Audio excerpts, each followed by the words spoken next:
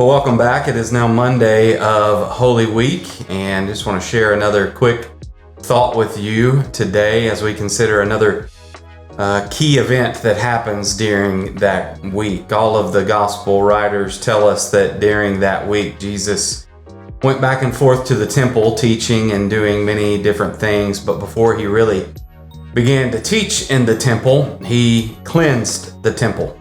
And so as we consider that event on this Monday, we see what Jesus is doing and really pronouncing the failure of his people to live up to what God had expected them to be. And in doing so, we can maybe examine our own spots where we have failed and we have not done for him what he has expected us to do. So I want to return to Luke chapter 19 today and read of the account of the cleansing of the temple.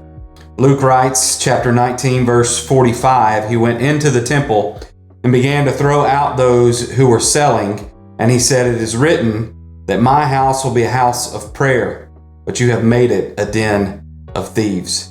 And every day he was teaching in the temple. The chief priests and the scribes and the leaders of the people were looking for a way to kill him, but they could not find a way to do it because all the people were captivated by what they heard. As Jesus goes into the temple this day, he finds that the temple's not being used for the purpose in which the temple was created to be used for. And he cleanses, he runs out the money changers, he runs out those who are selling things, and he makes it very clear that God instituted this house as a house of prayer, as a house of worship, to give the one who is worthy of worship that which he is due.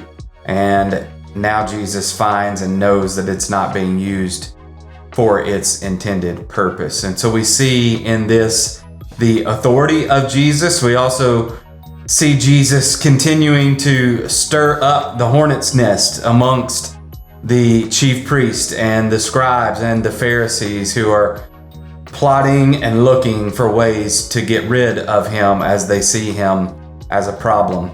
But as we consider our own lives, as we consider our own hearts, are we using our lives for the purpose in which God intended us to use them? We are made by him, just as the temple was. We are created for him, just as the temple was.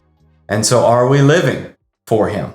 Are we using our lives? Are we offering up our very daily existence as a living sacrifice, as Paul tells us? That's the intended purpose of our lives, to live for him, to glorify him, to honor him.